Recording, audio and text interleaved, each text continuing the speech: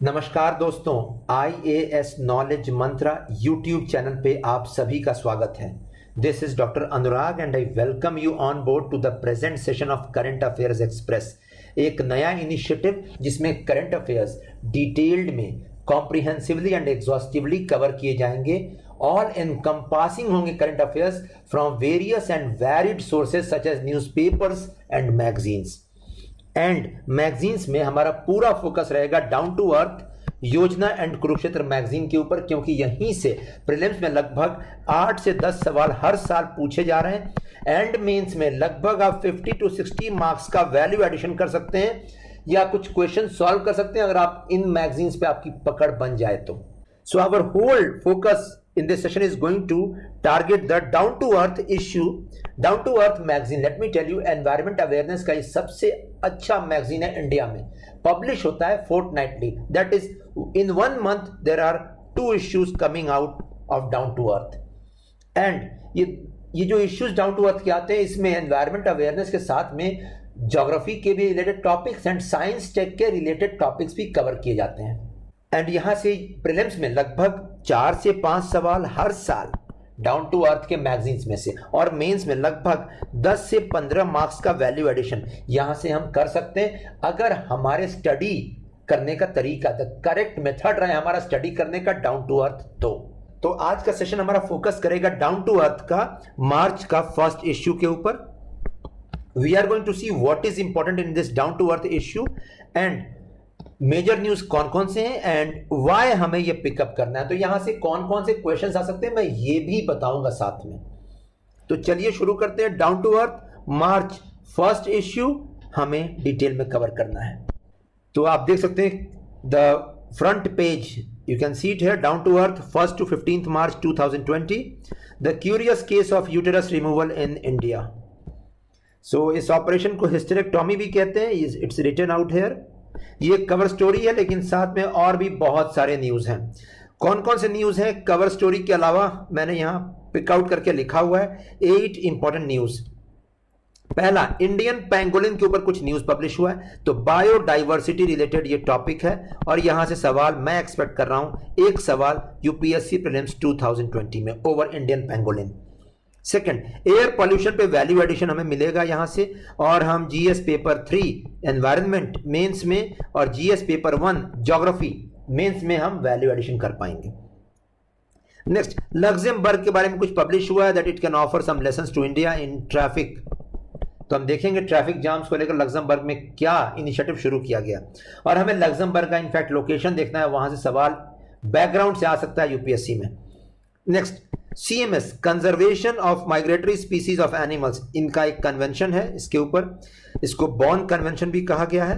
बॉन waste Germany farmer capital, वहां पे ये साइन किया गया था 1979 में। It entered into force in 1983 और इसका 2020 का summit, conference of party summit, ये होल्ड किया गया गांधीनगर में। तो हमें देखना है इंडिया की तरफ से कौन कौन से पार्टिसिपेटिंग ऑर्गेनाइजेशंस और डाउन टू अर्थ में क्या पब्लिश हुआ इसको लेकर। नेक्स्ट, ह्यूमन रिवर जो तडोबा टाइगर रिजर्व महाराष्ट्र से गुजरती है, उस पर डैम कंस्ट्रक्ट करने की बात है, तो लोकेशनल एस्पेक्ट्स इंपॉर्टेंट है। ह्यूमन रिवर कहां पे है, रिवर के ऊपर हर साल एक सवाल यूपीएससी पूछ रही है। नेक्स्ट, हिस्टेरेक्टोमी का जो कवर स्टोरी है उस पे उसके हिस्टेरेक्टोमी के इफेक्ट्स दिए गए हैं कवर स्टोरी में, और मैं यहां से health and disease, science and tech prelims में सवाल एक्सपेक्ट कर रहा हूं दैट हिस्टेरेक्टोमी या यूटेरस रिमूवल से वुमेन में क्या चेंजेस आते हैं, क्या ब्लड प्रेशर हाई होता है, क्या और भी कोई बीमारियां होती हैं, we are going to see it. Next, ये एक टेलीस्कोप के बारे में, चाइन टेलीस्कोप के बारे में न्यूज पब्लिश हुआ है। रेडियो वेव्स डिटेक्ट हो रहे हैं फ्रॉम अनदर गैलेक्सी, और इसके लिए कनाडा में एक टेलीस्कोप है, उसका फुल फॉर्म हम देखेंगे इस टेलीस्कोप का, और यहां से केवल सिंगल लाइनर चाइन टेलीस्कोप का फुल फॉर्म ही आ सकता है यूपीएससी में। And last point, environmental laws के ऊपर एक बुक पब्लिश हुई है, उसकी बुक का एक फॉरवर्ड यहाँ पे दिया हुआ, उस बुक के बारे में कुछ लिखा हुआ है, शॉर्ट में एक रिव्यू दिया हुआ है। हम देखेंगे पॉलिटी में एनवायरमेंटल लॉज को लेकर क्या हमारे संविधान में प्रावधान है या प्रोविजंस हैं। In short, these 8 news are going to be important। इसमें प्रीलिम्स से मैं बता दूं, Indian pangolin you have to get it ready, Luxembourg location you have to get it ready, CMS, statement based question expected. Human river, location very very important, single liner question. And chime telescope, it's very important. So let us move ahead. तो digest portion, पहला news digest portion जो है down to earth March first issue का digest portion में छोटा सा news आया, radio tagging of Indian pangolin for the first time by Madhya Pradesh forest department. And pangolin के ऊपर यहां लिखा हुआ है they are known as scaly anteaters. Scales इनकी बॉडी पे, you can see it here, scales. They roll down when attacked, so you can see it here, they roll down into a ball. And they are toothless animal classified as endangered by IUCN. IUCN का full form International Union for Conservation of Nature. वहीं Chinese pangolin को critically endangered का status मिला है. सो इसके ऊपर ये news आया, न्यूज पे मैंने बैकग्राउंड कुछ तैयार किया, देख सकते हैं आप. Pangolin large overlapping scales on its body acting as armor, and it's an insectivorous scaly anteater. It's a mammal. It is found in the whole Indian subcontinent, while Chinese pangolin केवल north east India में पाया जाता है, India में. So Chinese pangolin very very important, north east India, while Indian pangolin throughout Indian subcontinent. IUCN status endangered for Indian pangolin. IUCN status for Chinese pangolin critically endangered. And threat के causes क्या हैं? Hunting for meet, skin and medicine. So this is all about the pangolin. What I am expecting, ये छोटा सा article, यहां से scaly anteater word निकाल लीजिए, टूथलेस एनिमल वर्ड निकाल लीजिए, एंडेंजर्ड वर्ड निकाल लीजिए. यहां से 3 स्टेटमेंट्स बन सकते हैं. Apart from this Chinese pangolin and Indian pangolin में डिफरेंसेस भी आ सकता है लोकेशन में और IUCN स्टेटस में, देख लीजिएगा. That is sufficient about this news. Next, digest portion में ही डाउन टू अर्थ मार्च में एक छोटा सा वैल्यू एडिशन के लिए कुछ फैक्ट्स एंड फिगर्स आए. And you can see it है, corona virus reduces China CO2 emissions. ये पहला न्यूज था. And second, approximately 4.5 million people prematurely die worldwide due to air pollution. Also, 1 million Indians died due to exposure to air pollution every year. So, don't you think यहाँ से value addition निकल सकता है? Air pollution के ऊपर कोई भी सवाल आया मेंस में, पहला point. GS paper 3 environment portion या GS paper 1 geography portion. Second, don't you think demographic dividend pay अगर सवाल आएगा, डेमोग्राफिक डिविडेंड, क्योंकि चिल्ड्रेन का मैक्सिमम, क्योंकि मैक्सिमम चिल्ड्रेन अफेक्ट हो रहे हैं एयर पॉल्यूशन से. You can see it here. Also 0.98 million pre term birth के लिए रिस्पॉन्सिबल है air pollution. So even the maternal mortality rate पे भी असर पड़ रहा है, इन्फेंट मोर्टेलिटी रेट पे भी असर पड़ रहा है. सो आप देख रहे हैं यहां से we can link maternal mortality rate is also increased, infant mortality rate is also getting affected, all because of air pollution. In short, any question coming over development, HDI, also SDG, MDG, I repeat, Sustainable Development Goals, Millennium Development Goals, one can add value addition out here. And itna hi nahi, I'm expecting a question over chronic obstructive pulmonary disease, COPD in prelims. तो prelims में सवाल निकल सकता है यहाँ से, all because of suspended particulate matter. ये news में चल रहा है, तो ये भी निकाल लीजिएगा news. 16 million children worldwide live with asthma due to exposure to NO2. NO2 के अलावा even suspended particles are also dangerous. और यहीं पे जो मैंने शेड किया है, NO2 a byproduct of fossil fuel, combustion in vehicles, power plants and factories is linked to the new cases of asthma in children every year. तो NO2 के ऊपर स्टेटमेंट बेस्ड क्वेश्चन प्रीलिम्स में asthma cause करता है कि नहीं और कहां से एमिट होता है, fossil fuel combustion in vehicles, power plants and factories. So very very important, NO2 यहां से तैयार कर लीजिए. And remaining facts and figures important for UPSC mains general studies paper 3 and paper 1 value addition. Next, third news Luxembourg के ऊपर देखिए लिखा हुआ है, Luxembourg has a solution to India's traffic jams.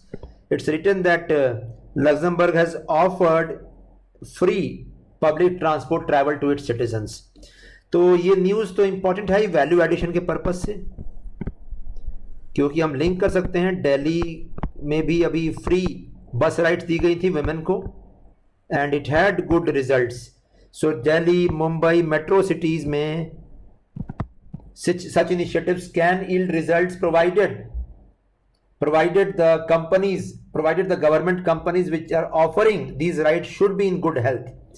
लेकिन यहाँ प्रीलिम्स के लिए बहुत इंपॉर्टेंट एक इंडिकेशन दे रहा down to earth that UPSC can ask question over Luxembourg's location and you can see it here. Luxembourg, a country twice the size of Delhi, has made all forms of public transport free starting this March. It is the second smallest country in European Union. Very very important, second smallest country European Union में। और आप देख सकते हैं map मैंने यहाँ पे put in किया, बेल्जियम, जर्मनी एंड फ्रांस के बीच में सैंडविच्ड ये कंट्री, ये लैंडलॉक्ड कंट्री है। So it's landlocked, sandwich between Germany, Belgium and France. So extract the location out from here for UPSC prelims, for mains value addition for traffic congestion in cities. And Luxembourg के बारे में एक और चीज famous है, Arcelor Mittal group, the famous steel group headed by the steel tycoon Lakshmi Niwas Mittal is headquartered in Luxembourg. Luxembourg बहुत famous है Europe में, all because of steel factories and also because of banks and financial centres. तो चलिए आगे बढ़ते हैं और देखते हैं next news down to earth March से। तो तडोबा टाइगर रिजर्व और वहां पे हुमन रिवर के ऊपर डैम कंस्ट्रक्शन। तो रिवर हुमन, ये स्पेलिंग, ये दोनों स्पेलिंग्स हैं हुमन रिवर का and you can see it here. ये मैप दिया हुआ था डाउन टू अर्थ मैगजीन में। So it's written here, Tigers of Tadoba, Andhari, Maharashtra, largest reserve for the wild cat. Very very important statement. Largest tiger reserve कौन सा है महाराष्ट्र का? It's Tadoba Tiger Reserve. And यहाँ image देखें, यहाँ पे human dam, यहाँ पे इस जगह पे लोकेशन शो किया हुआ है। तडोबा रिजर्व यहाँ पे है और जस्ट इसके ईस्ट में location Indravati tiger reserve and just towards the south Kawal tiger reserve in Telangana. Now this is very important because Tadoba Tiger Reserve is on the boundary of Maharashtra with Chhattisgarh and Telangana. So on one side Tadoba, on one side Indravati, on one side Telangana's Kaval Tiger Reserve. And you might have heard that tigers migrate big distances. In fact, migration एक बहुत बड़ा aspect होता है big mammals का और उनका migration बड़े distances तक होता है। And अगर in forest में if there is a road coming up or a railway line coming up, it leads to fragmentation of habitat. यहां पे एक वर्ड आएगा fragmentation of habitat.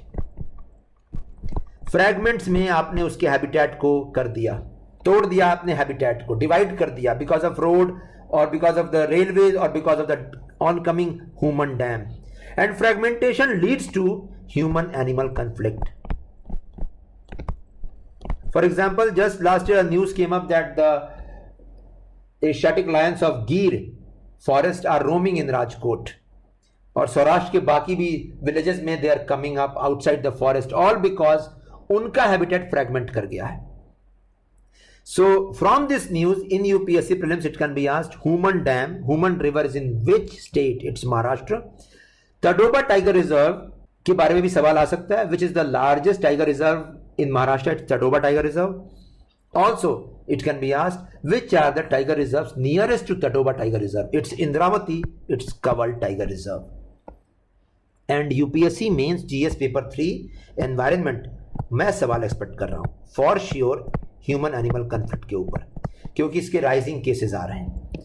तो ह्यूमन एनिमल कन्फ्लिक्ट के रीजंस क्या हैं एंड उसके कंसिक्वेंसेस क्या हैं, इस पे सवाल तैयार कर, इस पे आंसर तैयार कर लीजिएगा। I repeat, what are the causes and consequences of human animal conflict? So causes and consequences, 10 marks question, GS paper 3 environment. Next news इस issue में Convention on Conservation of Migratory Species of Animals, इसी के highest decision making body Conference of Parties का 13th summit हुआ। COP13 was held of CMS और this was the largest conference of parties summit for this convention. इस convention का और एक नाम है बॉन कन्वेंशन। ये कन्वेंशन था, ध्यान दीजिएगा यहां कुछ मैंने शेड किया हुआ है। For the first time conference of parties to the only convention for migratory animals was held in India. पहली बार इंडिया में होल्ड किया गया है। And 3 South Asian species got some additional attention.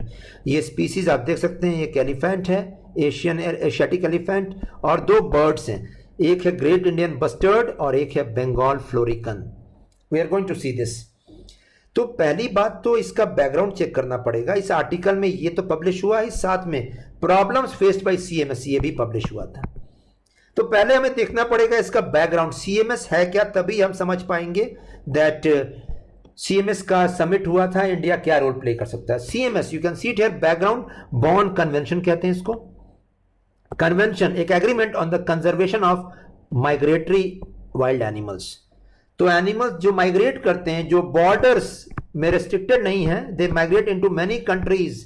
Example Asiatic elephants, one horn rhino, royal Bengal tiger, उनके लिए boundaries काम नहीं करते हैं। They migrate to Nepal, Bhutan, China, Bangladesh, India. And for such animals migratory species we need a separate framework, और उसी framework का नाम है सीएमएस। तो यहां लिखा हुआ डेफिनेशन माइग्रेटरी एनिमल्स का, एन एंटायर पॉपुलेशन और any geographically separate part of the population of any species, significant number of whose members cyclically and predictably cross one or more national boundaries। तो cyclic होता है migration, ये बहुत crucial point है, और predictable भी होता है। और ऐसे एनिमल्स को 2 लिस्ट में रखा गया है सीएमएस कन्वेंशन में। पहला appendix 1, second appendix 2। So in first appendix, that is first list, migratory species of animals threatened with extinction, and second, migratory species whose conservation requires international cooperation। extinct होने की कगार पे, खत्म होने की कगार पे नहीं है, लेकिन cooperation चाहिए। तो सीएमएस का जो समिट हुआ गांधीनगर में इस बार फरवरी में, उसके बारे में डिटेल छपा हुआ है। शॉर्ट में मैंने यहाँ लिखा हुआ है, डाउन टू अर्थ से मैंने निकाला है ये। So I have extracted this from down to earth. CMS Conference of Parties 13 was the largest ever in the history of convention. First important statement. Second, 10 new species were added to CMS appendices. 7 were added in Appendix 1. That is the list in which animals, migratory animals which are endangered with extinction, उनके names हैं। और उसमें India से 3 species, Asian elephant, Bengal florican और great Indian bustard. तो ये 3 names important हैं। And इसके अलावा अपेंडिक्स 2 में भी कुछ एनिमल्स रिमेनिंग पुटअप किए गए, एंड अपेंडिक्स 1 में भी कुछ एनिमल्स एंड बर्ड्स जो दूसरे कंट्रीज में एक्सटिंक्शन की कगार पे खड़े हैं। Next, CMS COP 13 also adopted the Gandhinagar declaration. Gandhinagar Gujarat में समिट हुआ था, and it will send a message to the first negotiating session of the open ended working group on the post-2020 global biodiversity framework convening in Rome next week। तो एक तरह से 2020 के बाद biodiversity framework क्या रहेगा, माइग्रेटरी स्पीसीज पे focus कितना रहना चाहिए, इसके लिए सीएमएस ने डिस्कशंस किए। इसी डिस्कशंस को गांधीनगर डिक्लेरेशन में पुटअप किया गया। And apart from this it's written the CMS COP 13 was the first of the series of international nature related meetings। तो पहला मीटिंग है 2020 में nature related, which will culminate in the UN biodiversity conference coming at the end of this year. So 2020 के and तक एक बड़ा summit होने वाला, एक बड़ा कॉन्फ्रेंस होने वाला, UN बायोडाइवर्सिटी कॉन्फ्रेंस, जिसमें CMS, साइट्स, रामसार कन्वेंशन, सारे कन्वेंशंस का एक अम्ब्रेला, एक डिक्लेरेशन लिया जाएगा, and post 2020 framework will be framed at that summit or at that conference। So you can see it here, post 2020 global biodiversity framework will come up by the end of this year। और CMS में एक important point, India का state of bird report publish किया गया। तो वो अलग से मैं डिस्कस करने वाला हूँ करंट अफेयर्स में, स्टेट ऑफ बर्ड रिपोर्ट, क्योंकि यूपीएससी में मैं सवाल एक्सपेक्ट कर रहा हूँ। लेकिन उसके अलावा आप देख सकते हैं जो 3 एनिमल्स हैं उसमें 2 बर्ड्स ही वेरी इंपॉर्टेंट। बर्ड्स पे एक है ग्रेट इंडियन बस्टर्ड, और ये ग्रेट इंडियन बस्टर्ड पे मैं सवाल एक्सपेक्ट कर रहा हूं इस बार। One of the heaviest flying birds in the world, scientific name ardeotis nigriceps. तो स्टेटमेंट बेस्ड क्वेश्चन के लिए रेडी रहिएगा ग्रेट इंडियन बस्टर्ड के ऊपर। Critically endangered as per IUCN। And apart from this इसके हैबिटेट्स क्या है? Dry grasslands and scrublands in Indian subcontinent. इसका सबसे बड़ा पॉपुलेशन राजस्थान में पाया जाता है। I have discuss this in detail in the protected areas of Rajasthan and Gujarat. और राजस्थान में भी मैं बता दूं, ये डेजर्ट नेशनल पार्क जैसलमेर इसके लार्जेस्ट नंबर्स पाए जाते हैं। सो ग्रेट इंडियन बस्टर्ड के बारे में और भी कुछ यहां दिया हुआ है। You can see it here. It's 3.3 feet tall, 18 kg weight. 2011 was the year when it was listed as critically endangered by IUCN. केवल 150 पॉपुलेशन रह गया इसका। ये इंपॉर्टेंट नहीं है फिगर्स, लेकिन ये इंपॉर्टेंट है स्टेट्स जहां पे ये बर्ड अभी सर्वाइव कर रहा है। You can see it here. First is Andhra Pradesh, second is Karnataka, third is Maharashtra, fourth is Gujarat, fifth is MP and sixth is Rajasthan. 6 states, 6 pockets of great Indian bustard, and इसमें सबसे ज्यादा पॉपुलेशन राजस्थान में। So it might come, consider following states, in which of the following states is great Indian bustard found? And Rajasthan was the first state to initiate the project Great Indian Bustard, as you can see it here. और इस bird के बारे में एक और भी चीज news में है, that it was proposed as a candidate for the national bird of India and was under consideration. तो आपका होमवर्क, इंडिया का नेशनल बर्ड क्या है और उसका साइंटिफिक नेम।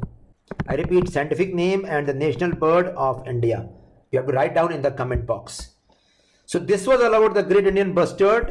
एक और भी शॉर्ट में देखिए यहां लिखा हुआ है, इट्स का साइंटिफिक नेम आर्डियोटिस निग्रिसेप्स, राजस्थान में सबसे ज्यादा पाया जाने वाला, एंड क्रिटिकली एंडेंजर्ड स्पीसीज। इसके थ्रेट कॉजेज बहुत इंपॉर्टेंट हैं। You can see it here, hunting and poaching.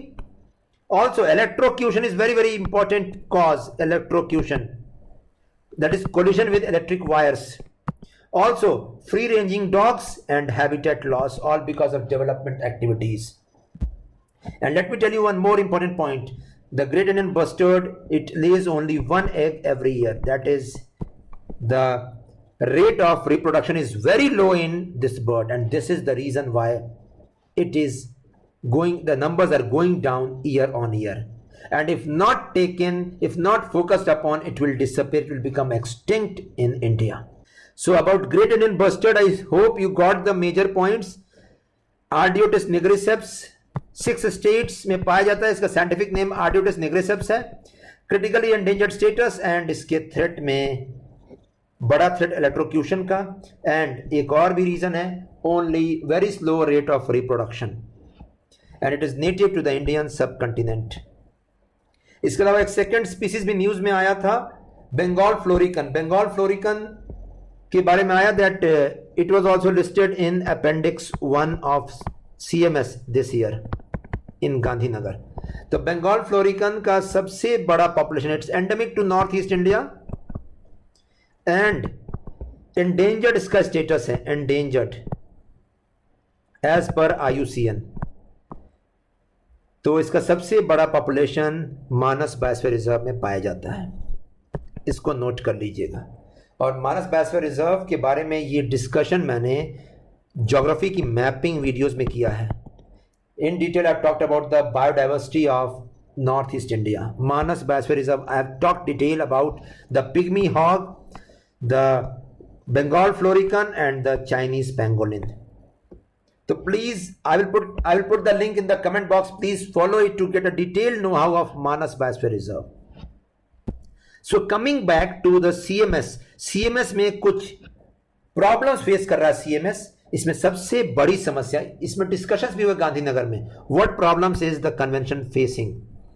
The biggest problem was that the trade was going on, widespread trade was going on, all because of lack of database. Database क्यों lacking है? Because to create a database of migratory species of animals we need coordination amongst the countries, and that is lacking at present. तो countries का coordination जब तक नहीं आएगा तब तक पोचिंग नहीं रुक पाएगा इन एनिमल्स के स्किन या एनिमल प्रोडक्ट्स में। Second, Second problem faced by CMS, it lacks an implementation mechanism. तो इम्प्लीमेंट हो रहे हैं कि नहीं ये कन्वेंशन के प्रोविजंस, इसको लेकर मैकेनिज्म नहीं है. जबकि रिमेनिंग कन्वेंशन इंक्लूडिंग साइट्स का full form convention on international trade in endangered species. I repeat, convention on international trade in endangered species. Sites में इंप्लीमेंटिंग मैकेनिज्म है, सीएमएस में नहीं है. साइट्स पे हम अलग से देखेंगे. अक्टूबर इश्यू आया हुआ है डाउन टू अर्थ का, इसके ऊपर डिटेल में, अक्टूबर 2019 issue. Next third problem, financial constraint, that is funds की कमी है, पैसे की कमी है, all because the convention came up in 1979. और जितने कन्वेंशंस रियो समिट से निकले 1992 से, you can see it here, the 1992 United Nations conference on environment and development और रियो समिट, इन कन्वेंशंस की फंडिंग सिक्योर्ड है. So CMS faces lack of funding. In short, 3 problems faced by CMS discussed in Down to Earth. First is trade, that is because of lack of database and lack of coordination. Second, lack of implementing mechanism, and third, lack of funds.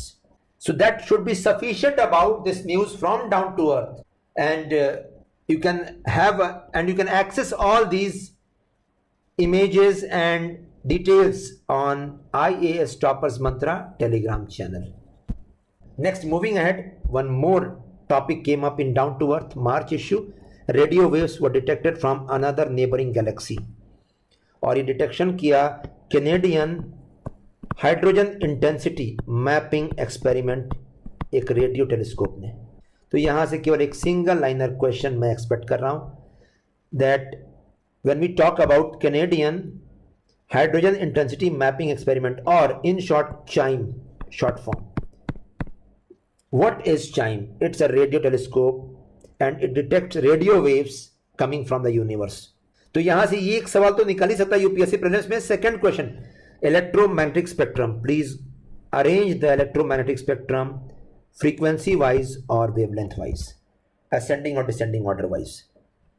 So that is sufficient about this radio waves. Next hysterectomy के ऊपर detailed cover story आया, that is removal of uterus.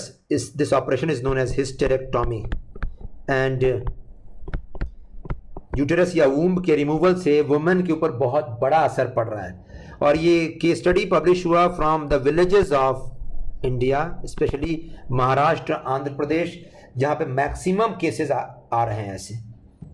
And WHO has given a strict provision that 45 years के पहले hysterectomy should not be performed on any women. In short, 45 साल का age limit दिया है, 45 साल के बाद ही hysterectomy ऑपरेशन किया जाना चाहिए. If done earlier, it is full of risk. Risk कौन से हैं? You can see in this box given in the Down to Earth magazine. First, a high risk of blood pressure. So high blood pressure can come up in that person. So high blood pressure can come up. Second, a higher risk of obesity.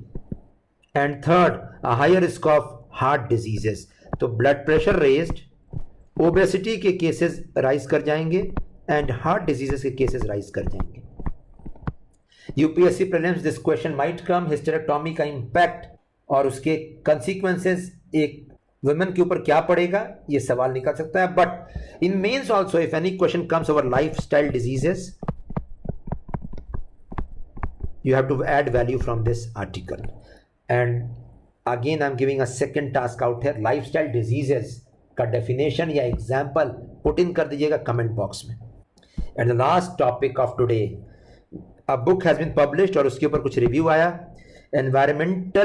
environmental laws के लिए हमारा constitution ने कहाँ mention किया हुआ है? Is it directly mentioned or is it derived? So out here also I'm giving a task. Where do we find the mention of environmental protection or conservation in our constitution? Do we find it in fundamental rights or do we find it in fundamental duties, या क्या ये directed principles में mentioned है?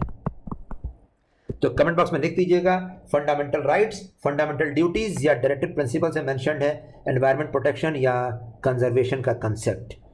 And environment एक individual का fundamental right है, ये supreme court ने होल्ड किया था 1983 में under the article 21, that is right to life and personal liberty.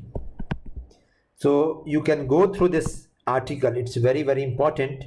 And GS paper 2, any question comes up over polity and administration in the field of environmental laws, add value from this point. और ये case का नाम भी दिया हुआ है Bandhua Mukti Morcha case, filed in 1982. So value addition case का verdict यहाँ पे, value addition right to life के ऊपर कोई भी सवाल आएगा पेपर 2 में आर्टिकल 21 के ऊपर, हर साल एक सवाल इसके ऊपर आ रहा है. This article is the umbrella most crucial article of the constitution. And apart from this prelims, the question might be asked that where have been the environment protection and conservation phrases mentioned in our constitution. That is your task. So that was all about the March 1st issue of the first fortnightly issue of Down to Earth. I hope the session was interesting. Video अच्छा लगा, don't forget to put in a like, share भी कीजिए, video maximum लोगों तक पहुंचाइए, and comments and suggestions are also welcome. That ends this session. Thanks a lot.